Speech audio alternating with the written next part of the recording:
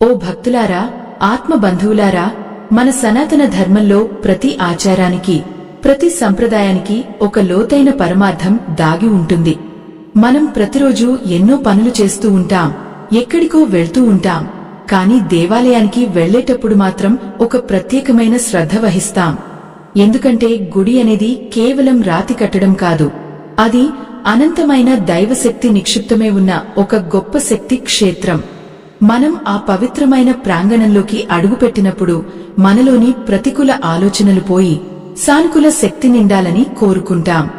కాని మనకు తెలియకుండానే మనం చేసే కొన్ని చిన్న చిన్న పొరపాట్లు ఆ పుణ్య ఫలాన్ని మనకు దక్కకుండా చేస్తున్నాయని మీకు తెలుసా? ముఖ్యంగా ఈ రోజుల్లో మన ఆడపడుచులు, యువతులు తలస్నానం చేసిన వెంటనే జుట్టు విరబోసుకుని దేవాలయాలకు వెళ్లడం ఒక అలవాటుగా మారిపోయింది. ఇది కేవలం ఒక ఆధునిక జీవనశైలి అని, దీనివల్ల నష్టం ఏముంటుందని చాలామంది భావిస్తుంటారు. కాని ఈ చిన్న పొరపాటు వల్ల మీరు ఆ దైవానికి అపచారం చేస్తున్నారని, అంతేకాకుండా అకాల దోషాల బారిన పడే ప్రమాదం ఉందని మన పెద్దలు, ధర్మశాస్త్రాలు ఘోషిస్తున్నాయి. భగవంతుడికి మనం చేసే సేవ ఏదైనా అది అత్యంత శుచిగా, అత్యంత పవిత్రంగా ఉండాలి. ఆ రహస్యాలను, ఈ ఆచారం వెనుక ఉన్న ఆధ్యాత్మిక మర్మాలను మీరు పూర్తిగా తెలుసుకున్నప్పుడే మీ భక్తికి ఒక అర్థం, పరమార్థం కలుగుతుంది. సగం తెలిసిన జ్ఞానం ఎప్పుడూ ప్రమాదకరమే. అందుకే ఆ పరమాత్మ అనుగ్రహం మీకు సంపూర్ణంగా అందాలన్నా, మీరు కోరుకున్న కోరికలు నెరవేరి మీ జీవితం సుఖ సంతోషాలతో నిండాలన్నా ఈ ఆధ్యాత్మిక వివరణను ఎక్కడా ఆపకుండా చివరి వరకు వినండి. అప్పుడే ఆ దైవ కృప మీపై ప్రసరిస్తుంది. దేవాలయం అనేది ఒక దివ్యమైన ప్రకంపనలు కలిగిన చోటు. మనం అక్కడికి వెళ్లేదే ఆ శక్తిని మన శరీరంలోకి, మన మనస్సులోకి ఆహ్వానించడానికి. ప్రాచీన కాలం నుండి మన ఋషులు, మునులు దేవాలయ దర్శనం గురించి కొన్ని నియమాలను రూపొందించారు. అందులో అతి ముఖ్యమైనది శారీరక శుచి. మనం స్నానం చేసి వెళ్తాము, ఉతికిన బట్టలు ధరిస్తాము. కాని మన శరీరంలో అత్యంత కీలకమైన జుట్టు విషయంలో మాత్రం అశ్రద్ధ వహిస్తాం. మన శరీరంలోని శక్తి కేంద్రాల్లో తలభాగం చాలా ప్రధానమైనది. ఆధ్యాత్మిక శాస్త్రం ప్రకారం మన జుట్టు కేవలం ఒక అలంకరణ వస్తువు కాదు, అది విశ్వంలోని శక్తిని గ్రహించే ఒక వాహకం లాంటిది.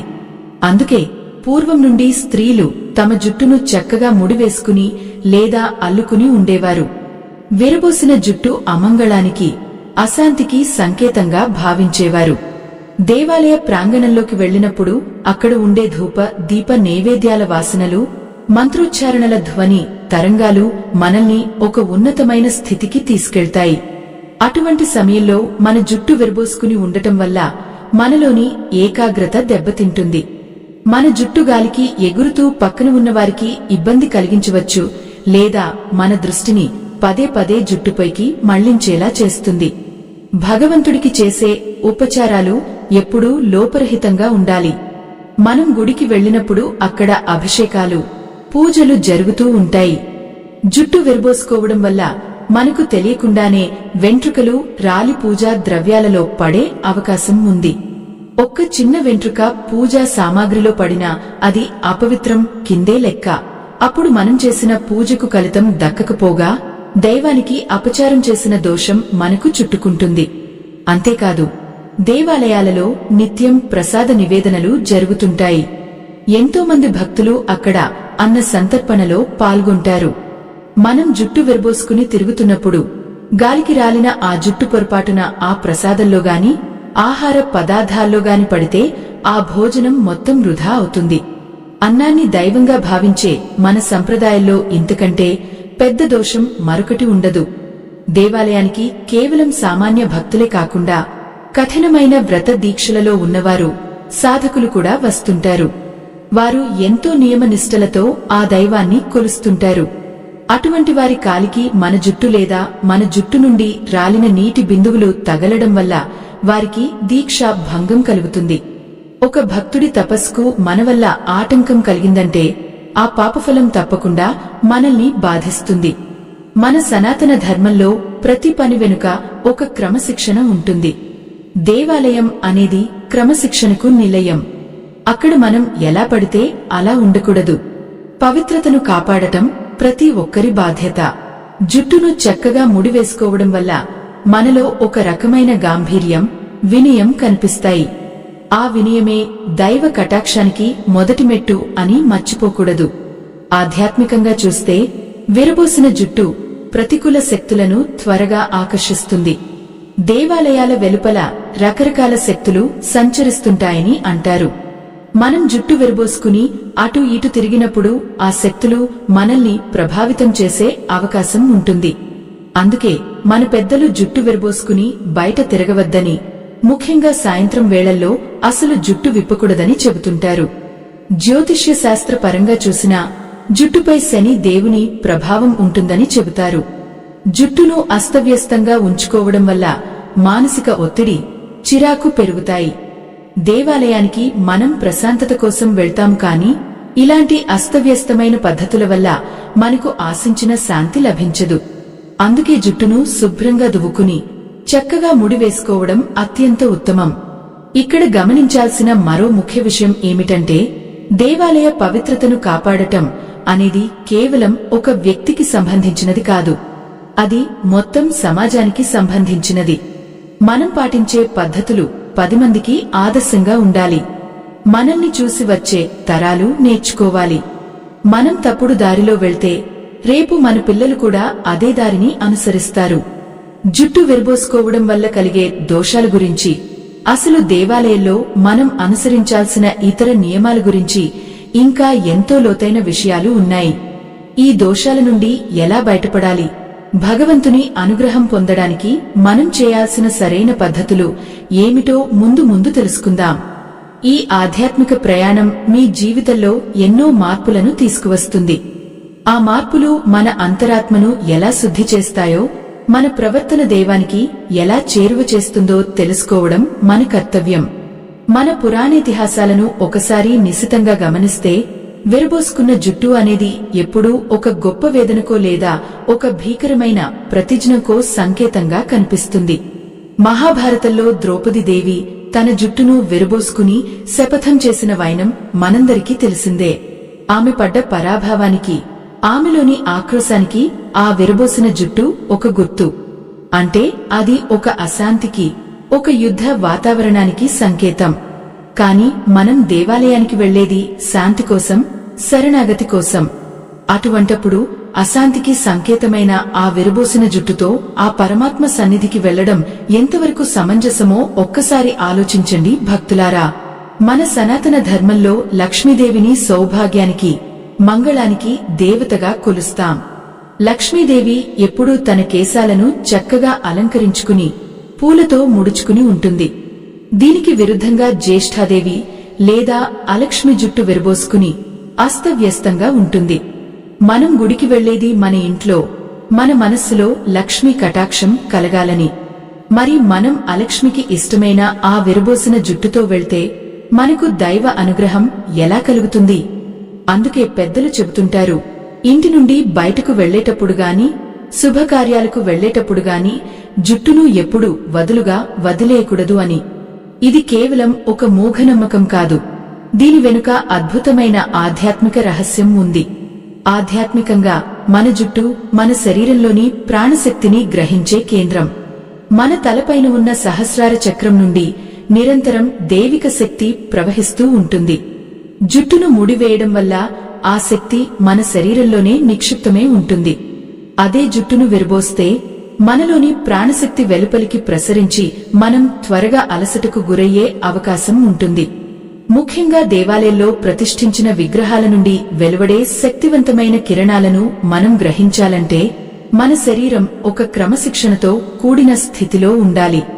జుట్టుగాలికి ఆగుతూ ఉంటే అది మనలోని ఏకాగ్రతను భంగపరుస్తుంది. ధ్యానం చేసేటప్పుడు గాని, దేవుని దర్శనం చేసుకునేటప్పుడు గాని మన మనస్సు నిశ్చలంగా ఉండాలి. కాని విరబోసిన జుట్టు మన ముఖం మీద పడుతూ, కళ్లకు అడ్డంగా వస్తూ మన దృష్టిని మళ్లిస్తుంది. దేవాలయం అనేది ఒక క్రమబద్ధమైన శక్తి క్షేత్రం. అక్కడ ప్రతి అణువు ఒక పద్ధతి ప్రకారం ఉంటుంది. అటువంటి చోట మనం అస్తవ్యస్తమైన రూపంతో వెళ్లడం వల్ల ఆ క్షేత్ర పవిత్రతకు భంగం కలిగించిన వారం అవుతాం. మరో ముఖ్యమైన విషయం ఏమిటంటే, దేవాలయాలలో నిరంతరం దీపాలు వెలుగుతూ ఉంటాయి, హారతులు ఇస్తూ ఉంటారు. జుట్టు విరబోసుకుని ఉన్నప్పుడు భక్తుల రద్దీలో పొరపాటున ఆ జుట్టు దీపపు సెమ్మలకు తగిలే ప్రమాదం ఉంది. ఇది కేవలం శారీరక ప్రమాదమే కాదు, ఆధ్యాత్మికంగా కూడా అది ఒక గొప్ప అపచారం. దేవుని సన్నిధిలో వెలిగే దీపం అత్యంత పవిత్రమైనది. అటువంటి జ్యోతికి మన జుట్టు తగలడం వల్ల దోషం కలుగుతుంది. అలాగే తలస్నానం చేసిన వెంటనే జుట్టు ఆరకముందే గుడికి వెళ్లడం వల్ల జుట్టు నుండి రాలే నీటి బిందువులు ఆలయ ప్రాంగణంలో పడతాయి. ఆ నీటి చుక్కలు పూజా పుష్పాలను గాని నైవేద్యాలను గాని అపవిత్రం చేయవచ్చు. మనం చేసే ప్రతి పని భగవంతుడికి సమర్పించే ఒక యజ్ఞం లాంటిది. యజ్ఞంలో వాడే ఏ వస్తువైనా ఎలా ఉండాలి? అత్యంత శుభ్రంగా, సుందరంగా ఉండాలి. మరి మనల్ని మనం భగవంతుడికి సమర్పించుకుంటున్నప్పుడు మన రూపం కూడా అంతే శుచిగా, శుభ్రంగా ఉండాలి కదా. విరబోసిన జుట్టు అమంగళకరంగా కనిపిస్తుంది తప్ప ఆరాధనీయంగా ఉండదు. ఆత్మ బంధువులారా, ప్రకృతిలో కూడా మనం గమనిస్తే పువ్వులు ఎప్పుడూ వికసించి ఒక పద్ధతిలో ఉంటాయి. అలాగే మన సంప్రదాయంలో స్త్రీలు జుట్టును అల్లుకుని అందులో మల్లెపూలు పెట్టుకోవడం వెనుక ఒక గొప్ప అర్థం ఉంది. ఆ పూల సువాసన, ఆ అల్లిక మన మనసుకు ప్రశాంతతను ఇస్తాయి. చూసేవారికి కూడా అది ఒక దైవిక భావనను కలిగిస్తుంది. దేవాలయంలో మనం చేసే ప్రతి ప్రదక్షిణ, ప్రతి నమస్కారం మన అంతరాత్మను దైవంతో అనుసంధానించాలి. మనం జుట్టు విరబోసుకుని ప్రదక్షిణలు చేస్తున్నప్పుడు ఆ గాలికి మన జుట్టు పక్కన ఉన్న భక్తుల మీద పడవచ్చు. గుడికి వచ్చిన ప్రతి ఒక్కరూ ఒక పవిత్రమైన భావనలో ఉంటారు. మన వల్ల వారి మనసు కొంచెం కూడా చికాకు పడకూడదు. పరపీడనం కన్నా పెద్ద పాపం మరొకటి లేదని మన శాస్త్రాలు చెబుతున్నాయి. తెలియక మనం చేసే ఈ చిన్న పొరపాట్లు ఇతరుల భక్తికి ఆటంకం కలిగిస్తే ఆ దోషం మన ఖాతాలో పడుతుంది. అందుకే గుడికి వెళ్లేటప్పుడు 10 మందికి ఇబ్బంది కలగని విధంగా, మన సంప్రదాయాన్ని గౌరవించే విధంగా వెళ్లడం మన ధర్మం. ఆధునిక కాలంలో అందం కోసం జుట్టును విరబోసుకోవడం ఒక అలవాటుగా మారింది. అయితే లౌకికమైన ప్రపంచంలో మీరు ఎలా ఉన్నా దైవ ప్రపంచంలోకి అడుగుపెట్టేటప్పుడు మాత్రం కొన్ని కఠినమైన నియమాలు పాటించాలి. ఎందుకంటే దేవుడు మన భక్తిని మాత్రమే కాదు, మన వినయాన్ని, మన క్రమశిక్షణను కూడా గమనిస్తాడు. మనం రాజుల దగ్గరకు వెళ్లినప్పుడే ఎంతో వినయంగా, పద్ధతిగా వెళ్తాము. మరి ముల్లోకాలకు అధిపతి అయిన ఆ పరమేశ్వరుడి సన్నిధికి వెళ్తున్నప్పుడు మన అలంకరణ ఎంత నియమబద్ధంగా ఉండాలి. మన పూర్వీకులు ఏ నియమాన్ని కూడా కారణం లేకుండా చెప్పలేదు. ప్రతిదాని వెనుక మన శ్రేయస్సు, మన క్షేమమే దాగి ఉంది. మన జుట్టులోని ప్రతి వెంట్రుకకు ఒక శక్తి ఉంటుంది. అందుకే గుడిలో తలనీలాలు సమర్పించడం అనే ఆచారం వచ్చింది. అంటే మనలోని అహంకారాన్ని, మాలిన్యాన్ని వదిలేయడానికి అది ఒక సంకేతం. మరి అటువంటి జుట్టును పవిత్రమైన గుడిలో అజాగ్రత్తగా వదిలేయడం వల్ల మనలోని అహంకారం తగ్గే బదులు విలాసవంతమైన ఆలోచనలు పెరిగే అవకాశం ఉంది. ఈ రహస్యాలను గ్రహించినప్పుడే మన దర్శనానికి పూర్తి ఫలితం లభిస్తుంది. కేవలం గుడికి వెళ్లడం ముఖ్యం కాదు, ఎలా వెళ్తున్నాం అనేది కూడా ముఖ్యమే. మన మనసుతో పాటు మన శరీరాన్ని కూడా దైవ కార్యానికి సిద్ధం చేసుకోవాలి. ఆ సిద్ధతే మనల్ని ఆధ్యాత్మిక శిఖరాలకు చేరుస్తుంది. మరి ఈ జుట్టు విరబోసుకోవడం వల్ల కలిగే అకాల దోషాల గురించి, వాటి ప్రభావం మన కుటుంబం మీద ఎలా ఉంటుందో ఇంకా వివరంగా రాబోయే భాగాలలో తెలుసుకుందాం. ఈ విషయాలను తెలుసుకోవడం వల్ల మీరు చేసే పూజలు మరింత ఫలితాన్నిస్తాయి. ఆ అకాల దోషాల గురించి, వాటి వల్ల మన జీవితంలో కలిగే మార్పుల గురించి ఆలోచిస్తే నిజంగానే మనసు కలత చెందుతుంది. భక్తులారా, మనం దేవాలయానికి వెళ్లేది మన కష్టాలు తీరాలని, మన ఇంట్లో సుఖశాంతులు వెల్లివిరియాలని. కాని మనకు తెలియకుండానే మనం చేసే కొన్ని పనులు ఆ పుణ్యానికి బదులు పాపాన్ని మోసుకొస్తాయి. భగవంతుడికి చేసే సేవలు, ఉపచారాలు ఎప్పుడూ అత్యంత శుచిగా ఉండాలి. మన శాస్త్రాలు శుచికి అంత ప్రాధాన్యత ఎందుకు ఇచ్చాయో తెలుసా? శుచి ఉన్న చోటే శుభం ఉంటుంది. ఎక్కడ శుభం ఉంటుందో అక్కడ దైవం ఉంటుంది. జుట్టు విరబోసుకోవడం వల్ల కలిగే మొదటి అపచారం ఏమిటంటే అది అపవిత్రతకు దారితీస్తుంది. మీరు గమనించే ఉంటారు, మనం తలస్నానం చేసినప్పుడు మన జుట్టులో నుండి నిరంతరం వెంట్రుకలు రాలుతూ ఉంటాయి. ఇది సహజమైన ప్రక్రియ.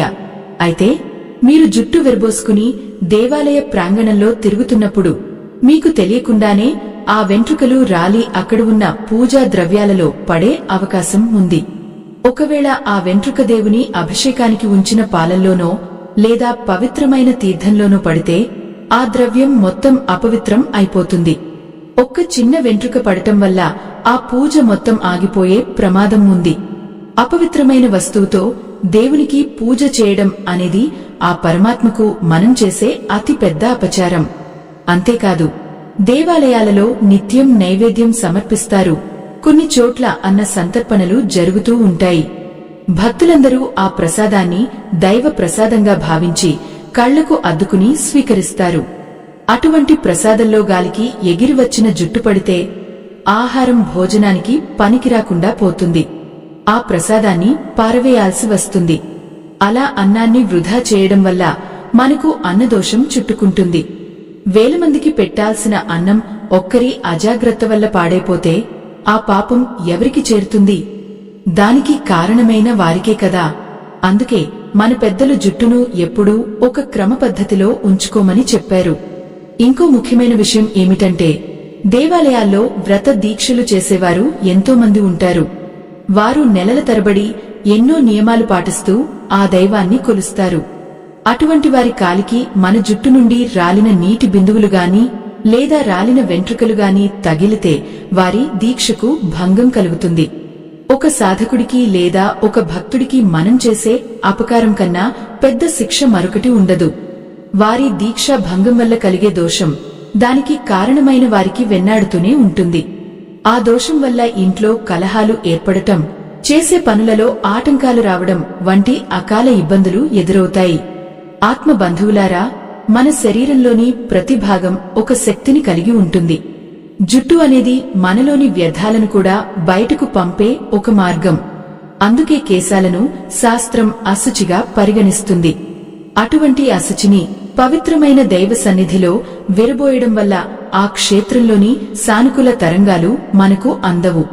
దేవాలయంలో వెలువడే మంత్రశక్తిని మనం గ్రహించాలంటే మన శరీరం కూడా ఒక పవిత్రమైన పాత్రలా ఉండాలి. పాత్రకు రంధ్రాలు ఉంటే నీరు ఎలా నిలవదో అలాగే నియమాలు లేని శరీరంలో దైవశక్తి నిలవదు. విరబోసిన జుట్టు అజాగ్రత్తకు, అహంకారానికి చిహ్నంగా కనిపిస్తుంది తప్ప వినయానికి చిహ్నం కాదు. చాలామంది అనుకుంటారు ఇది కేవలం ఆడవారికి సంబంధించిన విషయం అని. కాని ఇది అందరికీ వర్తిస్తుంది. పురుషులు కూడా తమ జుట్టును సరిగ్గా ఉంచుకోవాలి. సిగ పెంచుకునే అలవాటు ఉన్న పురుషులు కూడా దానిని చక్కగా ముడివేసుకోవాలి. పద్ధతి లేని అలంకరణ ఎప్పుడు దైవానికి ప్రీతిపాత్రం కాదు. శుచి, శుభ్రత అనేవి కేవలం బయట కనిపించేవి మాత్రమే కాదు, అవి మన అంతరంగిక క్రమశిక్షణను సూచిస్తాయి. మనం మన శరీరాన్ని ఎంత పద్ధతిగా ఉంచుకుంటామో మన మనస్సు కూడా అంత ప్రశాంతంగా ఉంటుంది. దేవాలయానికి వెళ్లినప్పుడు మన దృష్టి దైవం మీద ఉండాలి తప్ప మన జుట్టును సర్దుకోవడం మీద ఉండకూడదు. ఈ అకాల దోషాలు అనేవి ఒక్కరోజుతో పోయేవి కావు. మనం చేసే ప్రతి చిన్న తప్పు మన కర్మ ఫలంలో చేరుతుంది. ఒక పవిత్రమైన ప్రదేశంలో చేసే తప్పుకు ఫలితం చాలా తీవ్రంగా ఉంటుంది. అందుకే ఆచారాలను పాటించేటప్పుడు ఎంతో మెలకువగా ఉండాలి. మన భక్తి ఇతరులకు ఆదర్శంగా ఉండాలి కాని ఆటంకంగా ఉండకూడదు. పెద్దలు చెప్పిన మాటను తలదాల్చడం అంటే ఆ దేవుడిని గౌరవించడమే. మన పూర్వీకులు మన క్షేమం కోసమే ఇవన్నీ చెప్పారు. ఆ రహస్యాలను తెలుసుకుని మనం నడుచుకుంటే ఆ దైవ కృప మనకు నిరంతరం లభిస్తుంది. జీవితంలో ఎదురయ్యే ఎన్నో ఆటంకాలను ఈ చిన్న చిన్న నియమాలు పాటించడం ద్వారా మనం అధిగమించవచ్చు. దేవాలయ ప్రవేశం చేసేటప్పుడు మనం పాటించాల్సిన మరికొన్ని ముఖ్యమైన నియమాలు, అలాగే మన జుట్టును ఎలా ఉంచుకుంటే ఆ లక్ష్మీదేవి కటాక్షం మనకు కలుగుతుందో రాబోయే భాగాలలో ఇంకా విపులంగా తెలుసుకుందాం. ఈ విషయాలు మీ జీవితానికి ఒక కొత్త వెలుగును ఇస్తాయని నేను ఆశిస్తున్నాను.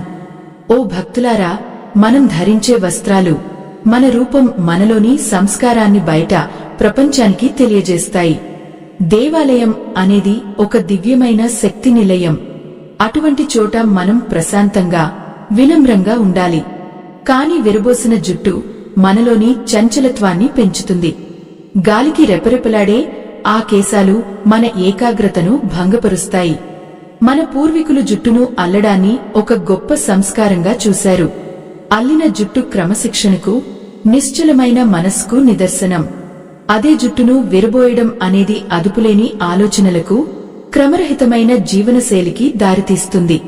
దేవాలయంలోని పవిత్ర వాతావరణంలో మన దృష్టి దైవం వైపు ఉండాలి తప్ప మన జుట్టును సర్దుకోవడంలో ఉండకూడదు. ఆధ్యాత్మిక శాస్త్రం ప్రకారం మన శరీరంలోని నాడులన్నీ శిరోభాగంలోనే కేంద్రీకృతమై ఉంటాయి. జుట్టును ముడివేయడం వల్ల ఆ నాడులపై ఒక పద్ధతిలో ఒత్తిడి కలిగి మనస్సు స్థిరంగా ఉంటుంది. జుట్టును విరబోయడం వల్ల మనలోని ప్రాణశక్తి చెల్లాచెదురు అవుతుంది. దీనివల్ల మనలో అనవసరమైన ఆందోళనలు రేకెత్తే ప్రమాదం ఉంది. భక్తులారా, ఈ సనాతన ధర్మ రహస్యాలను మీకు అందించడం వెనుక ఒక గొప్ప ఆశయం ఉంది. మన సంస్కృతిని కాపాడుకోవడమే కాకుండా రాబోయే తరాలకు సరైన మార్గాన్ని చూపించడం మన అందరి బాధ్యత. ఈ జ్ఞాన ప్రచారం ఇలాగే కొనసాగాలన్నా, మరింతమందికి ఈ విషయాలు చేరాలన్నా మీ సహకారం ఎంతో అవసరం. దైవ సంబంధికులారా, మా ఈ ధర్మ యజ్ఞానికి మీ వంతు సహాయం చేయడానికి వీడియో చివర్లో ఇవ్వబడిన స్కానర్ ద్వారా మీ శక్తి మేరకు విరాళం అందించండి. మీరు అందించే ఆ చిన్న సహాయం ఎంతో మంది భక్తులకు ఆధ్యాత్మిక వెలుగును పంచడంలో తోడ్పడుతుంది. మీ ఉదారత ఆ భగవంతుని కృపకు పాత్రం చేస్తుంది.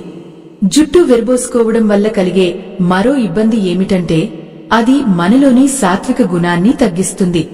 విరబోసిన జుట్టుతో ఉన్నప్పుడు మనలో తెలియకుండానే ఒక రకమైన అహంకారం, ప్రదర్శన బుద్ధి పెరుగుతాయి.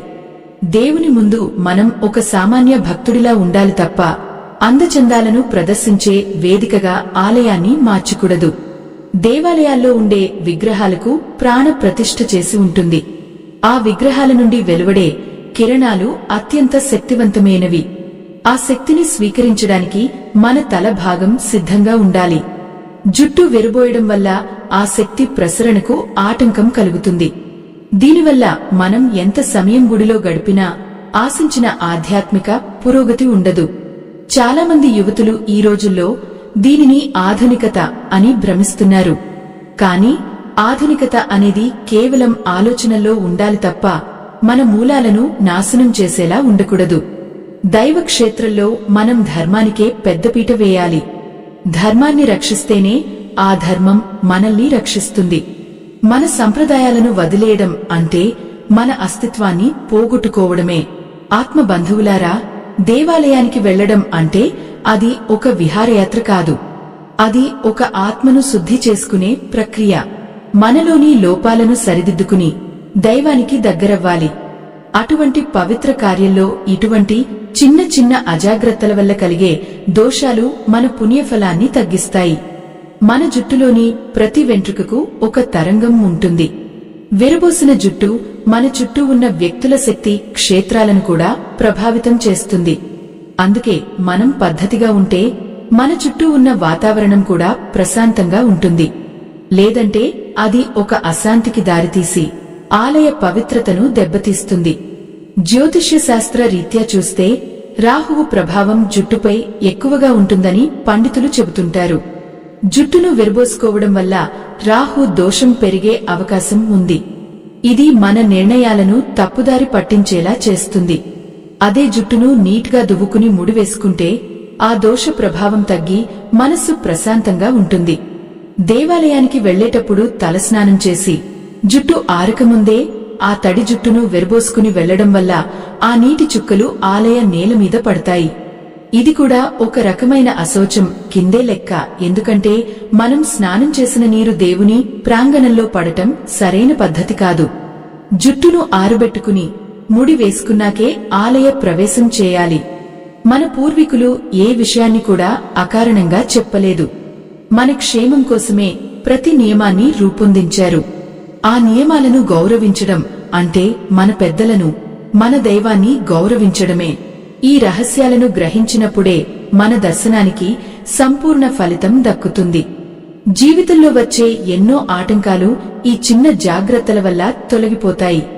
ఓ పుణ్యమూర్తులారా, మనం ఒక విషయాన్ని లోతుగా ఆలోచించాలి. దేవాలయానికి వెళ్లడం అంటే అది కేవలం ఒక శారీరక ప్రయాణం కాదు, అది ఒక ఆధ్యాత్మిక పరిణామం. మన నిత్య జీవితంలో మనం ఎలా ఉన్నా ఆ దైవ క్షేత్రంలోకి అడుగుపెట్టేటప్పుడు మాత్రం కొన్ని మర్యాదలు, మరెన్నో కట్టుబాట్లు పాటించాల్సి ఉంటుంది. ఎందుకంటే ఆ క్షేత్రంలో మనకంటే గొప్పవారైన సిద్ధులు, యోగులు అదృశ్య రూపంలో సంచరిస్తూ ఉంటారని మన పెద్దలు చెబుతుంటారు. అటువంటి పవిత్రమైన చోట మనం జుట్టు విరబోసుకుని తిరగడం వల్ల మనకు తెలియకుండానే వారి తపస్సుకు ఆటంకం కలిగించే ప్రమాదం ఉంది. జుట్టు అనేది కేవలం శరీర భాగం మాత్రమే కాదు, అది మనలోని వ్యర్థాలను, ప్రతికూల శక్తులను బయటకు విసర్జించే ఒక మార్గం అని కూడా అంటారు. అటువంటి అపవిత్రమైన కేశాలను విరబోసి ఉంచడం వల్ల ఆలయ ప్రాంగణంలో ఉన్న సానుకూల శక్తిని మనం పూర్తిగా గ్రహించలేకపోతాము. ప్రతి దేవాలయంలో ఒక గర్భాలయం ఉంటుంది. అక్కడ మూల విరాట్టు నుండి నిరంతరం దివ్యమైన శక్తి తరంగాలు వెలువడుతుంటాయి. ఆ తరంగాలను మన శరీరం స్వీకరించాలంటే మనలోని నాడులన్నీ ఒక క్రమపద్ధతిలో ఉండాలి. జుట్టును చక్కగా ముడివేసుకోవడం వల్ల మన మెదడులోని నాడులు ప్రశాంతంగా ఉండి ఆ దైవిక శక్తిని ఒడిసి పట్టుకోవడానికి సిద్ధంగా ఉంటాయి. అదే జుట్టు అస్తవ్యస్తంగా ఉంటే మన మనసు కూడా చంచలమే ఆ శక్తిని కోల్పోతుంది. ఆత్మబంధువులారా, ఈ ఆధ్యాత్మిక రహస్యాలను మీ ముందుకు తీసుకురావడం వెనుక ఉన్న ఉద్దేశ్యం మన సనాతన ధర్మం పట్ల మీకు పూర్తి అవగాహన కల్పించడమే. ఈ జ్ఞాన ప్రవాహం ఇలాగే వేలాది మందికి చేరాలని, మన సంప్రదాయాలు కలకాలం వర్ధిల్లాలని మేము చేస్తున్న ఈ చిరు ప్రయత్నానికి మీ తోడ్పాటు ఎంతో అవసరం. భక్తులారా, మా ఈ ధర్మ యజ్ఞానికి మీ వంతు సహాయం చేయడానికి వీడియో చివర్లో ఇవ్వబడిన స్కానర్ ద్వారా మీ శక్తి మేరకు విరాళం అందించండి. మీరు సమర్పించే ఆ చిరు కానుక మన ధర్మ ప్రచారానికి ఎంతో వెన్నుదన్నుగా నిలుస్తుంది. భగవంతుని సేవలో భాగస్వాములవ్వడం వల్ల మీ కుటుంబానికి ఆ పరమాత్మ ఆశీస్సులు ఎల్లప్పుడూ లభిస్తాయి. మరో ముఖ్యమైన విషయం ఏమిటంటే, జుట్టు విరబోసుకోవడం వల్ల కలిగే అపవిత్రత కేవలం పూజా ద్రవ్యాలకే పరిమితం కాదు. దేవాలయానికి వచ్చే భక్తులలో ఎంతో మంది కఠినమైన మౌన వ్రతాలు, ఉపవాస దీక్షలు పాటిస్తూ ఉంటారు.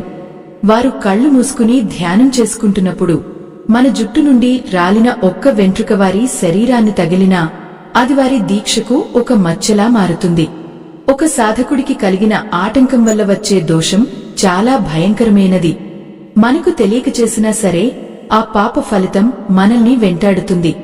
దీనివల్ల ఇంట్లో అనవసరమైన గొడవలు రావడం, పిల్లల చదువులో ఆటంకాలు కలగడం లేదా అనారోగ్య సమస్యలు తలెత్తడం వంటివి జరుగుతుంటాయి. అందుకే పెద్దలు ఎప్పుడు చెబుతుంటారు, పవిత్ర స్థలాల్లో ఎంతో మెలకువగా ఉండాలని. మన పూర్వీకులు స్త్రీలను గుహలక్ష్మి అని పిలిచేవారు. అంటే ఇంట్లోని లక్ష్మీదేవి అని అర్థం. లక్ష్మీదేవి ఎప్పుడు నిండుగా చక్కని అలంకరణతో ఉంటుంది. ఆమెను చూస్తేనే ఒక రకమైన గౌరవం, భక్తి కలుగుతాయి. మరి లక్ష్మీ స్వరూపమైన స్త్రీలు జుట్టు విరబోసుకుని అస్తవ్యస్తంగా ఉంటే ఆ ఇంట్లో లక్ష్మీ కటాక్షం ఎలా ఉంటుంది? ముఖ్యంగా దేవాలయం వంటి పవిత్ర ప్రదేశాలలో మనం లక్ష్మీ స్వరూపాన్ని ప్రదర్శించాలి తప్ప అలక్ష్మీ స్వరూపాన్ని కాదు. జుట్టును ముడివేయడం వల్ల ముఖంలో ఒక తేజస్సు వస్తుంది. ఆ తేజస్సు మనల్ని దైవానికి మరింత దగ్గర చేస్తుంది.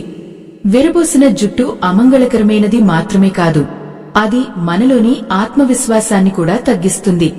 వైజ్ఞానికంగా చూస్తే జుట్టులో ఉండే స్థిర విద్యుత్తు మన మానసిక స్థితిని ప్రభావితం చేస్తుంది. జుట్టును విరబోయడం వల్ల ఆ విద్యుత్తు చెల్లాచెదురు అవుతుంది. దీనివల్ల మనలో చిరాకు, కోపం పెరిగే అవకాశం ఉంటుంది. అదే జుట్టును అల్లుకుని ఉంటే ఆ విద్యుత్తు నియంత్రణలో ఉండి మనస్సును నిలకడగా ఉంచుతుంది. దేవాలయంలో ఉండే విగ్రహాల నుండి వచ్చే అయస్కాంత తరంగాలు మన జుట్టు ద్వారా మన మెదడుకు చేరుతాయి. జుట్టు చక్కగా ఉంటేనే ఆ తరంగాలు సరైన రీతిలో ప్రసరిస్తాయి. మీరు గమనిస్తే పూర్వం రాజులు, రాణులు కూడా దేవాలయానికి వెళ్లేటప్పుడు ఎంతో పద్ధతిగా వెళ్లేవారు. ఎంత సంపద ఉన్నా దేవుని ముందు మాత్రం వినయం ఉట్టిపడేలా ఉండేవారు. జుట్టు విరబోసుకోవడం వల్ల కలిగే మరో పెద్ద దోషం స్పర్శ దోషం. మన జుట్టు గాలికి ఎగిరి ఎవరి మీద పడుతుందో మనకు తెలియదు. అది దేవుని విగ్రహానికి అభిషేకం చేసే అర్చకుల మీద పడినా లేదా తీర్థ ప్రసాదాలు పంపిణీ చేసేవారి మీద పడినా ఆ పవిత్రత దెబ్బతింటుంది. ఒకరి అజాగ్రత్త వల్ల వందలాది మంది పుణ్య ఫలం తగ్గిపోవడం అనేది ముమ్మాటికి పాపమే. కాబట్టి భక్తులారా, మనం దేవాలయానికి వెళ్లే ముందు 5 నిమిషాలు సమయం కేటాయించి మనల్ని మనం పద్ధతిగా సిద్ధం చేసుకోవాలి. కేవలం పైకి కనిపించే అందం కోసం కాకుండా లోపల ఉన్న దైవాన్ని చేరుకోవడానికి ఈ నియమాలు పాటించాలి. ఈ నియమాలను పాటించడం వల్ల మీ మనస్సులో కలిగే ఆ ప్రశాంతతను మీరు స్వయంగా అనుభవిస్తారు.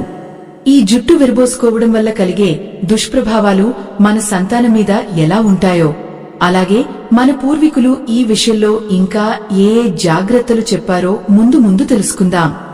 ఈ ఆధ్యాత్మిక ప్రయాణంలో మీరు తెలుసుకునే ప్రతి విషయం మీ జీవితానికి ఒక దిక్సూచిలా మారుతుంది. ఆ సంస్కారమే మన పిల్లలకు మనమిచ్చే నిజమైన ఆస్తి. ఓ పుణ్యమూర్తులారా, మనం ఒకటి గమనించాలి. ఇంట్లో తల్లిదండ్రులు చేసే ప్రతి పనిని పిల్లలు నిశితంగా గమనిస్తూ ఉంటారు. మనం దైవ సన్నిధిలో ఎంత వినయంగా, ఎంత పద్ధతిగా ఉంటామో మన సంతానం కూడా అదే క్రమశిక్షణను అలవాటు చేసుకుంటుంది. మనం ఆచారాలను పక్కన పెట్టి కేవలం బాహ్య సౌందర్యానికే ప్రాధాన్యత ఇస్తే రేపు మన పిల్లలు కూడా ఆధ్యాత్మికతను ఒక వేడుకలాగా మాత్రమే చూస్తారు తప్ప అందులో ఉన్న పరమార్థాన్ని గ్రహించలేరు.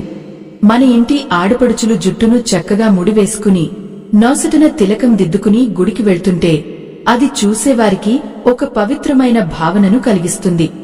ఆ పవిత్రత మన ఇంటి వాతావరణాన్ని కూడా ప్రభావితం చేస్తుంది.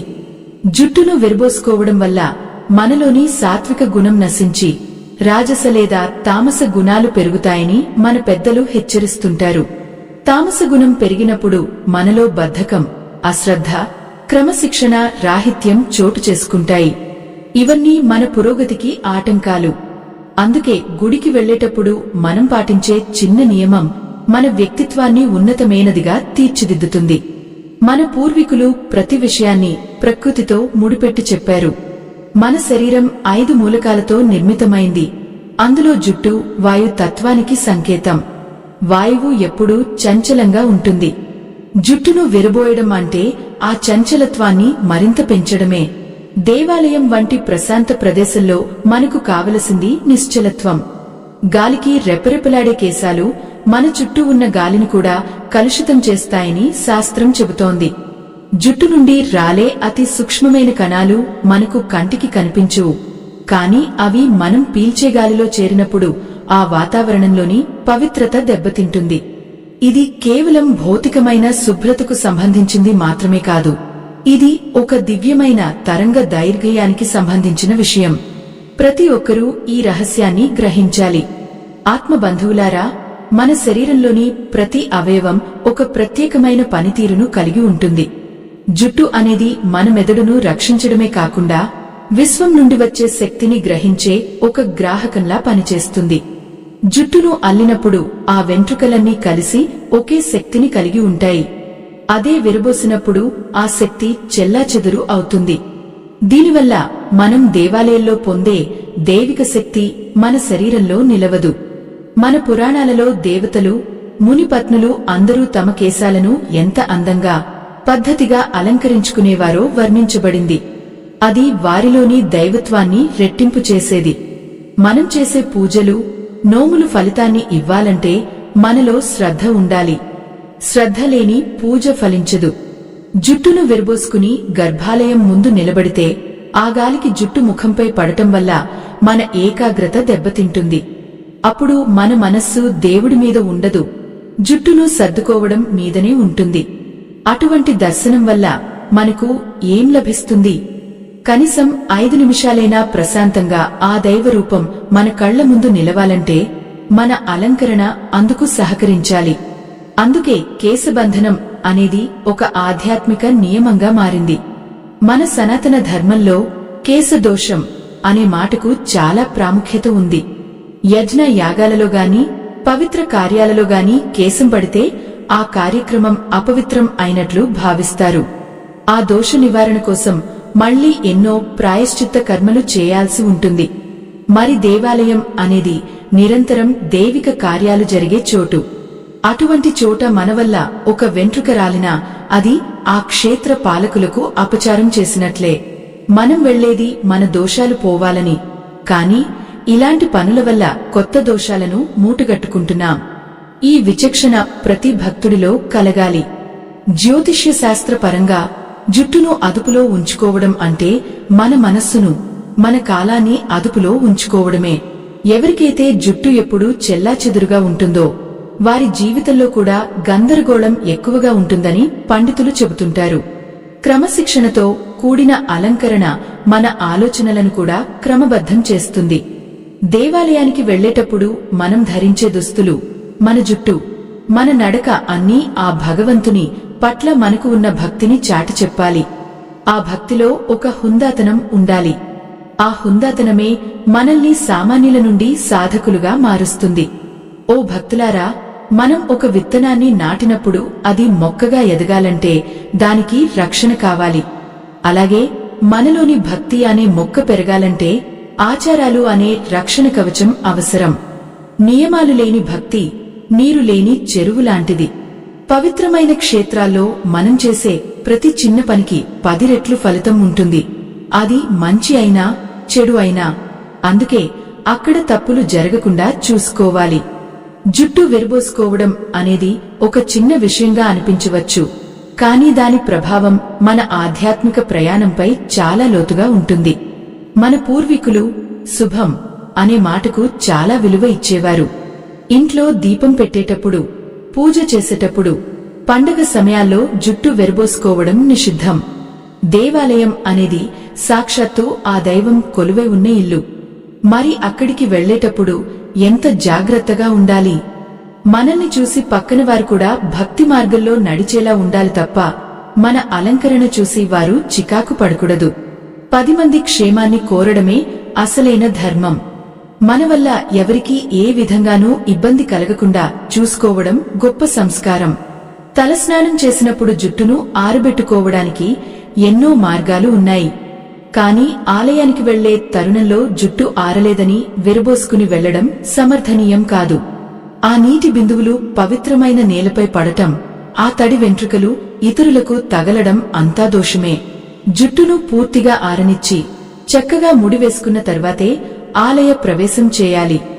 ఒకవేళ అంత సమయం లేకపోతే కనీసం ఒక వస్త్రంతో జుట్టును కప్పుకుని వెళ్లడం మంచిది. ఇది మన పట్ల మనకు, ఆ దైవం పట్ల మనకు ఉన్న గౌరవాన్ని సూచిస్తుంది. ఈ నియమాలన్నీ మనల్ని కష్టపెట్టడానికి కాదు, మనల్ని ఉన్నతంగా తీర్చిదిద్దడానికి అని గుర్తించాలి. ఆధ్యాత్మికతలో చిన్న మెట్లు ఎక్కుతూనే మనం శిఖరాన్ని చేరుకుంటాం. ఈ చిన్న మార్పు మీ జీవితంలో ఎంతటి సానుకూలతను నింపుతుందో మీరు గమనించండి. మన సంప్రదాయాలను గౌరవించడం వల్ల కలిగే ఆత్మసంతృప్తి మరెక్కడా దొరకదు. ఈ విషయాలను మన తోటివారికి కూడా తెలియజేసి వారిని కూడా సరైన మార్గంలో నడిపించడం మన కర్తవ్యం. ముఖ్యంగా ఈ కాలపు యువతకు ఇవన్నీ తెలియజేయాల్సిన అవసరం ఎంతో ఉంది. వారు బాహ్య సౌందర్యానికి ఇచ్చే ప్రాధాన్యతను అంతర్గత శుద్ధికి కూడా ఇచ్చేలా మనం ప్రోత్సహించాలి. అప్పుడే మన సంస్కృతి 10 కాలాల పాటు పదిలంగా ఉంటుంది. దైవ కృపకు పాత్రులవ్వడం అంటే కేవలం పూజలు చేయడం మాత్రమే కాదు, ఆ దైవానికి నచ్చేలా ప్రవర్తించడం కూడా. ఈ మార్పు మన నుండి మొదలవ్వాలి. ఆ మార్పు మన అంతరంగం నుండి, మన ఇంటి ముఖద్వారం నుండి ప్రారంభమవ్వాలి. ఓ భక్తులారా, మనం మన జుట్టును కేవలం ఒక శరీర భాగంగానో లేదా అలంకరణ వస్తువుగానో చూడకూడదు. ఆధ్యాత్మిక విజ్ఞాన పరంగా చూస్తే మన కేశాలు మన శరీరంలోని ప్రాణశక్తికి వాహకాలుగా పనిచేస్తాయి. మనం జుట్టును ముడివేసినప్పుడు మన శరీరంలోని ఇడ, పింగళ మరియు సుషుమ్న అనే 3 ప్రధాన నాడులు ఒక క్రమబద్ధమైన స్థితిలోకి వస్తాయి. ఈ 3 నాడుల కలయికనే మనం వేణి లేదా జుట్టు అల్లడం అని పిలుస్తాము. ఇది గంగా, యమున మరియు సరస్వతి నదుల సంగమం వంటి పవిత్రమైన స్థితిని మన శరీరంలో కలిగిస్తుంది. అటువంటి స్థితిలో మనం దేవాలయానికి వెళ్లినప్పుడు అక్కడ ఉండే దివ్యశక్తిని మన శరీరం సులభంగా స్వీకరిస్తుంది.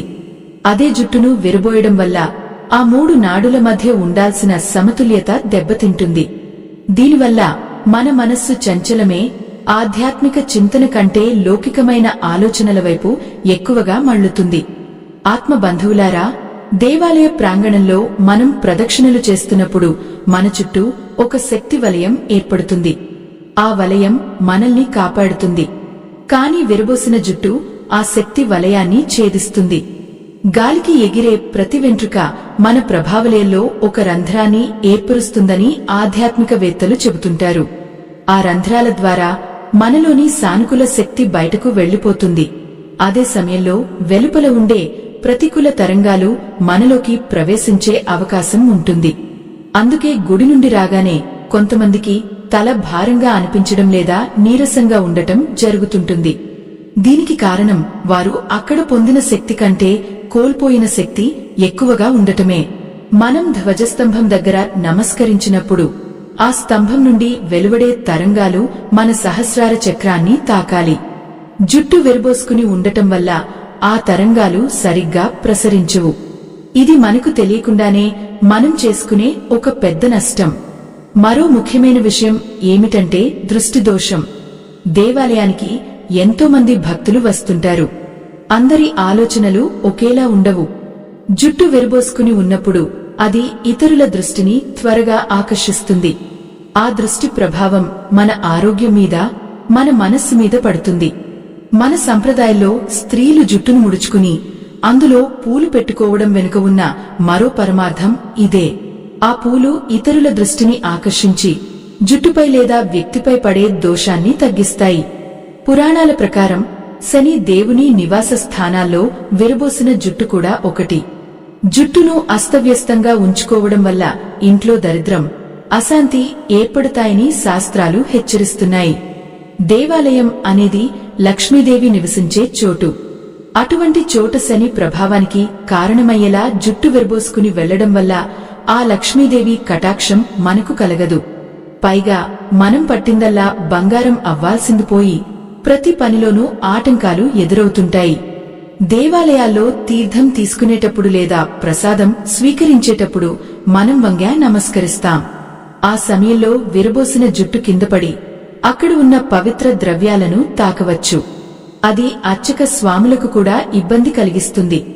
దైవ కార్యంలో నిమగ్నమై ఉన్నవారి ఏకాగ్రతను పాడు చేయడం వల్ల కలిగే పాపం సామాన్యమైనది కాదు. మనం ఎంత భక్తితో వెళ్లినా మన వల్ల ఇతరులకు ఇబ్బంది కలిగితే ఆ భక్తికి విలువ ఉండదు. ఆత్మబంధువులారా, జుట్టును విరబోసుకోవడం అనేది ఒక రకమైన అమంగళంగా మన ధర్మం భావిస్తుంది. శుభకార్యాల్లో గాని పూజా సమయాల్లో గాని జుట్టును ముడివేసుకోవడం తప్పనిసరి. దేవాలయం అనేది నిరంతరం శుభం జరిగే చోటు. అటువంటి చోట మనం అపశకునంలా జుట్టు విరబోసుకుని వెళ్లడం ఎంతవరకు న్యాయమో మీరే ఆలోచించండి. మన సంస్కారం మన వేషధారణలో కనిపిస్తుంది. వేషధారణ సరిగ్గా లేనప్పుడు మనలోని భక్తి కూడా నిలకడగా ఉండదు. చాలామంది చెబుతుంటారు, దేవుడికి భక్తి ముఖ్యం కాని జుట్టు ముఖ్యం కాదు కదా అని. అది నిజమే కావచ్చు, కాని భక్తి అనేది క్రమశిక్షణతో కూడుకున్నది. నియమాలు లేని భక్తి కళ్ళెం లేని గుర్రం లాంటిది. అది మనల్ని సరైన మార్గంలో నడిపించలేదు. బాహ్యమైన శుచి అంతరంగిక శుద్ధికి తోడ్పడుతుంది. మనం మన శరీరాన్ని ఎంత పవిత్రంగా ఉంచుకుంటామో మన మనస్సు కూడా అంత పవిత్రంగా మారుతుంది. ఈ జుట్టు విరబోసుకోవడం వల్ల వచ్చే దోషాలు కేవలం వ్యక్తులకే కాకుండా ఆలయ క్షేత్ర పాలకులకు కూడా అసంతృప్తిని కలిగిస్తాయి. క్షేత్ర పాలకులు ఆ ఆలయాన్ని రక్షిస్తూ ఉంటారు. మనం అక్కడ అపవిత్రతను కలిగిస్తే వారి ఆగ్రహానికి గురవ్వాల్సి వస్తుంది. దీనివల్ల మనకు తెలియని భయాలు, పీడకలలు రావడం వంటివి జరుగుతుంటాయి. అందుకే ప్రతి విషయంలోనూ శాస్త్రం చెప్పిన మార్గంలో నడవడం మన శ్రేయస్కరం. దేవాలయంలో మనం చేసే ప్రతి ప్రదక్షిణ మన జన్మజన్మల పాపాలను కడిగివేయాలి. కాని ఇలాంటి చిన్న చిన్న పొరపాట్లు ఆ పుణ్య ప్రవాహానికి అడ్డుకట్ట వేస్తాయి. మనం చేసే పుణ్యం ఒక గ్లాసులో నీరు లాంటిది అయితే, మనం చేసే తప్పులు ఆ గ్లాస్కి ఉన్న చిన్న రంధ్రాల లాంటివి. ఆ రంధ్రాలు ఉన్నంత కాలం మనం ఎన్ని నీళ్లు పోసినా ఆ గ్లాసు నిండదు. అలాగే మనం ఎన్ని పూజలు చేసినా ఫలితం కనిపించదు. కాబట్టి భక్తులారా, ఇప్పటికైనా మన తప్పులను తెలుసుకుని సరిదిద్దుకోవాలి. పద్ధతిగా జుట్టుముడి వేసుకోవడం, సంప్రదాయ దుస్తులు ధరించడం అనేది మనల్ని మనం గౌరవించుకోవడమే కాదు, మన సంస్కృతిని గౌరవించడం కూడా. ఈ చిన్న మార్పు మీలో ఒక కొత్త ఉత్తేజాన్ని, ఒక కొత్త ఆత్మవిశ్వాసాన్ని నింపుతుంది. మీరు దైవ సన్నిధిలో గడిపే ప్రతి నిమిషం మీకు అనంతమైన శాంతిని ఇస్తుంది. మరి ఈ నియమాలను పాటించడం వల్ల కలిగే అద్భుతమైన ఫలితాలు ఏమిటి, అలాగే మన పెద్దలు చెప్పిన ముగింపు మాటలు ఏమిటో చివరి భాగంలో తెలుసుకుందాం. ఆ విషయాలు మీ ఆధ్యాత్మిక ప్రయాణానికి ఒక పరిపూర్ణతను ఇస్తాయి. ఆ దైవ కృప మీ అందరిపై ఉండాలని కోరుకుందాం. ఆత్మ బంధువులారా, మన పూర్వీకులు అందించిన ఈ అమూల్యమైన జ్ఞానం మన జీవితాలను సరిదిద్దడానికే. మనం దైవ దర్శనానికి వెళ్లేటప్పుడు కేవలం ఒక భౌతికమైన రూపంతో వెళ్లడం లేదు, మన సంస్కారాన్ని కూడా వెంట తీసుకువెళ్తున్నాం. జుట్టును చక్కగా ముడివేసుకోవడం లేదా అల్లుకోవడం అనేది మనలోని వినయానికి, దైవ భయానికి నిదర్శనం. భగవంతుని ముందు మనం అణిగిమణిగి ఉండాలి అనే భావన మన వేషధారణలో కూడా ప్రతిబింబించాలి. అలా నియమబద్ధంగా వెళ్లినప్పుడు మన మనస్సులో ఒక తెలియని ప్రశాంతత ఆవహిస్తుంది.